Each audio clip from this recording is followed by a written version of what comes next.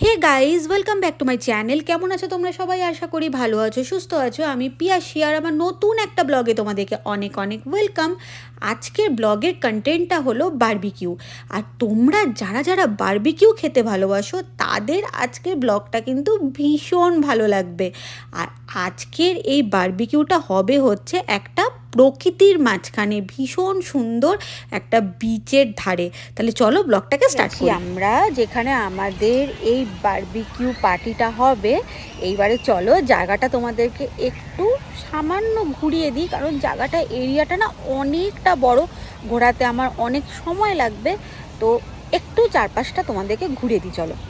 এই যে দেখতে পাচ্ছ, ওইদিকেও দেখো বারবিকিউ হচ্ছে, আর ওদিকেও বারবিকিউ হচ্ছে, সব জায়গায় বারবিকিউ হচ্ছে। আর আমাদের সেট আপটা হবে হচ্ছে এইখানটায়, এই গাছটা নিচে হবে। বারবিকিউ তো হবে, কিন্তু তার আগে চলো একটুখানি টেন্টটা রেডি করে নিই। এবারে এই টেন্টটা তিনজনে মিলে এরা রেডি করছে, আর এদিকে দেখো দুটো বসার চেয়ারও আছে। আর টেন্টটা রেডি হওয়ার পর ফাইনাল লুকটা তোমাদের সঙ্গে এবারে শেয়ার করি চলো। কানাডাতে এই প্রথমবার আমরা এরকম একটা সুন্দর পার্কের ভেতর বারবিকিউ পিকনিক করব। ভেবেই মজা লাগছে, যখন জিনিসটা হবে তখন সেটা কতটা ভালো হবে। যাই হোক না হোক, তোমাদের সঙ্গে তো আমি অবশ্যই সেটা শেয়ার করব। চলো সেটা দেখতে থাকো। এই দেখো, এইটাই হচ্ছে আমাদের সেই গ্রিল স্মোকারটা। এর মধ্যে দেওয়া হলো প্রথমে কয়লা, আর তারপরে দেওয়া হলো কিছু কাঠের টুকরো টুকরো লাঠি, আর তার মধ্যে এটাকে জ্বালানো হলো, আর একটুখানি কেরোসিন তেলও দেওয়া হলো। এর ফলে দেখো এই গ্রিলের মেশিনটা খুব সুন্দরভাবে কিন্তু জ্বলে উঠলো। ব্যাস, আগুন তো জ্বলে গেছে, এবারে ওকে একটুখানি হাওয়া দেওয়ার পালা, যাতে ওটা আরও একটু ভালো করে চারিদিকে ছড়িয়ে যায়।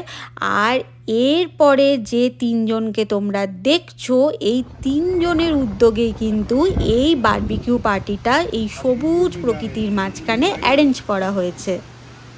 বারবিকিউ হওয়ার আগে না আমরা ঠিক করলাম যে আমরা একটুখানি ভুট্টা পুড়িয়ে খাবো, কারণ এই রকম কাঠকয়লার আগুনে ভুট্টা পুড়িয়ে খাওয়ার মজাই কিন্তু আলাদা। ভুট্টার মধ্যে একটা স্মোকি ফ্লেভার ঢোকে। ব্যাস, ভুট্টা বলতে বলতে আমাদের রেডিও হয়ে গেছে। আর এই দেখো, আমার হাতে ভুট্টাটা আছে, কিন্তু কোনো নুনও ছিল না, লেবুও ছিল না। তা হলে কি হবে, ভুট্টাটা খেতে কিন্তু ভীষণ ভালো হয়েছিল। ভুট্টা খাওয়ার পর আমরা ঠিক করলাম যে আমরা নিজেরাই একটুখানি বার্গার বানিয়ে বার্গার খাবো। তাই এখানে বার্গার প্যাটিগুলোকে আমরা ভালো করে গরম করে নিচ্ছি, আর এই সাইডে লেটুস, টমেটো, শশাকেও ভালো করে কেটে নিয়েছি। এদিকে কিন্তু বার্গারের লেয়ারের জন্য সমস্ত সবজিগুলোকে ভালো করে কাটা হয়ে গেছে, আর এদিকে বার্গারের প্যাটিগুলোকে এপিট ওপিট করে অয়েল স্প্রে করে সুন্দর করে ফ্রাই করা চলছে।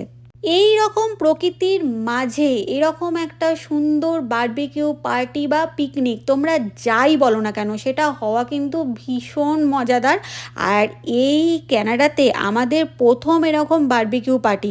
আর এদিকে দেখো, আমি একটুখানি বার্গারের বানগুলোকে খুব ভালো করে সেঁকে নিচ্ছি।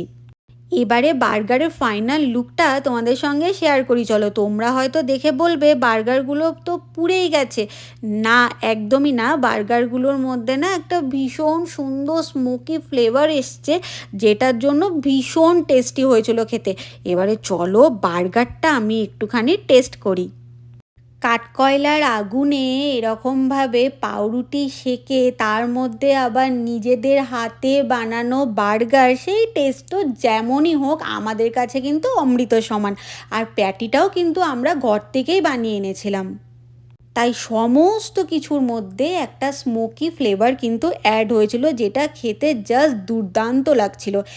এরপর সেই চিকেনটার পালা, যেটাকে এবারে আমরা বারবিকিউ করব। এতদিন তো প্রচুর রেস্টুরেন্টে বারবিকিউ খেয়েছি, নিজেরা ঘরে বানিয়ে বারবিকিউ খেয়েছি, কিন্তু এই রকম প্রকৃতির মাঝখানে বারবিকিউ খাওয়ার মজাটাই কিন্তু আলাদা। আমার না অনেক দিন ধরে ইচ্ছা ছিল কোনো একদিন একটা জঙ্গলের মাঝখানে বসে আমি বারবিকিউ করব, বা কোনো পাহাড়ে বেড়াতে গিয়ে একটা রাতের বেলায় বারবিকিউ করে খাবো। যাই হোক, সেটা তো কোনোদিনও পূরণ হয়নি, কিন্তু আজকে এই যে সবাই মিলে এই বারবিকিউ পার্টিটা যেটা আমরা নিজেরাই করলাম, সেটা করে কিন্তু আমার বেশ ভালো লেগেছে। তোমাদের সাথে এই বারবিকিউয়ের এক্সপিরিয়েন্সটা আমি যে কিভাবে শেয়ার করব সেটা বুঝে উঠতে পারছি না, কারণ আমার ভীষণ ভালো লেগেছিল সেদিনকে। আর চারিদিকে আমাদের মতো অনেকেই কিন্তু বারবিকিউ করছিল। ব্যাস বারবিকিউ তো রেডি। এই দেখো একদম ধোঁয়া ওঠা ওঠা গরম গরম বারবিকিউ, যেটা একটু আগেই হাতে পেলাম। আর এইবারে এটাকে কিন্তু টেস্ট করার পালা। এই গরম গরম বারবিকিউটা কিন্তু এই রকম সুন্দর হাওয়া দিচ্ছে, তার মাঝখানে বসে খাওয়ার আনন্দটাই কিন্তু অন্যরকম ছিল। কাঠকয়লার ভেতরে মুরগি পুড়িয়ে খাওয়ার যে কি টেস্ট, সেটা কিন্তু বলে বোঝানো যাবে না। সেটার টেস্ট কিন্তু পুরো অন্যরকম। মুরগির ভেতরে পুরো স্মোকি ফ্লেভারটা অ্যাড হয়। অনেকক্ষণ ধরে খাওয়া দাওয়া হয়েছে, আমরা অনেক কিছু খেয়েছি, এবার একটু খেলাধুলা করার পালা, তাই আমরা একটু ব্যাডমিন্টন খেলছিলাম।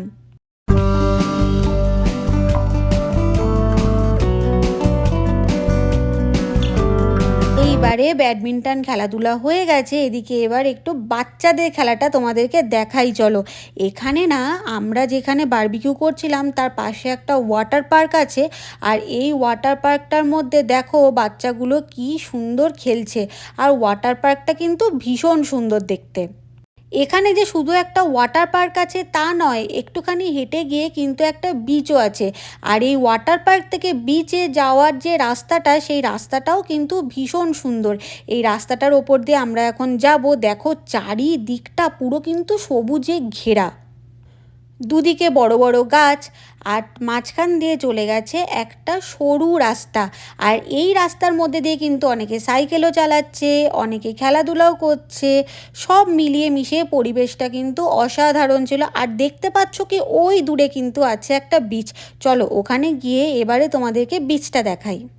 ওই দূরে দেখো সাদা রঙের একটা আইসক্রিমের গাড়িও কিন্তু আছে। আর এই রাস্তাটা দিয়ে কিন্তু আমরা হেঁটে এসেছিলাম। আর এই পার্কটার নামটা তোমাদেরকে তো বলাই হয়নি। এই পার্কটার নাম হচ্ছে মেরি কার্টিস পার্ক, যেটা কিন্তু টরন্টোতে আছে।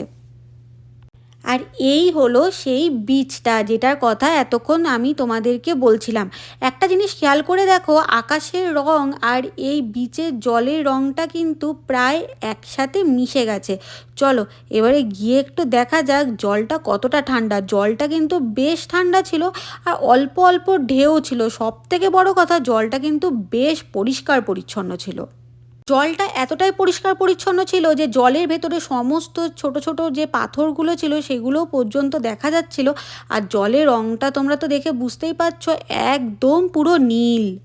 আমার তো মনে হচ্ছিল যে আমি কোনো একটা শান্ত সমুদ্রের পাশে এসে দাঁড়িয়ে পড়েছি। আর এই যে রাস্তাটা দেখতে পাচ্ছ, এই রাস্তাটার মধ্যে থেকে দাঁড়িয়ে তোমাদেরকে এবার একটা জিনিস দেখাই চলো। ওই দেখো ওই যে দূরে বিচটা, যে বিচটা তোমাদেরকে আমি ঘুরিয়ে নিয়ে এসেছিলাম, সেই বিচটা কিন্তু এখান থেকে দেখা যাচ্ছে। আর সেই বিচের ভিউটা এখান থেকে আরও বেশি ভালো বোঝা যাচ্ছে। তবে এই রাস্তাটা কিন্তু কম সুন্দর নয়। চারিদিকে পুরো সবুজ গাছে ভরা। আর এই গাছগুলোর যে পাতাগুলো সেগুলো কিন্তু জলের নিচে অবধি ছুঁয়েছে, ভালো করে লক্ষ্য করে দেখো। আর এই জলটা কিন্তু সোজা গিয়ে মিশেছে একদম সেই বিচটা, যেটাকে একটু আগেই তোমাদেরকে আমি ঘুরিয়ে নিয়ে এসেছি। কিন্তু লক্ষ্য করে দেখেছি যে এই জলটার ভেতরে অনেকে আবার বসে মাছও ধরছিল। আমরা যদিও সেটা করিনি, কিন্তু যদি কোনো দিনও পরের বার আসি তাহলে অবশ্যই এই এক্সপিরিয়েন্সটাও কিন্তু নেওয়ার ইচ্ছা রইল। আর আমাদের সেদিন কিন্তু ব্যবস্থা ছিল 16 আনা, যাতে কোল্ড ড্রিঙ্কস ঠান্ডা থাকে সেই ব্যবস্থাটাও কিন্তু আমরা ঘর থেকেই করে এনেছি। আমাদের বারবিকিউ তো প্রায় শেষ হয়েই গেছে। আর এদিকে দেখো এরাও বারবিকিউ করতে শুরু করে দিয়েছে। আর শুধু এরা কেন, চারিদিকে অনেকেই বারবিকিউ করছিল। আর পুরো এরিয়াটা আবার তোমাদেরকে একটু ভালো করে ঘুরিয়ে দিই। চলো তাহলে ব্লগটা এখানেই আজকে এন্ড করছি। যদি তোমাদের আমার ব্লগটা কিছু ভালো লেগে থাকে, একটা লাইক কমেন্ট শেয়ার আর সাবস্ক্রাইব করে দিও চ্যানেলটাকে। আর তোমরা ভালো থেকো, সুস্থ থেকো, সেফ থেকো। বাই।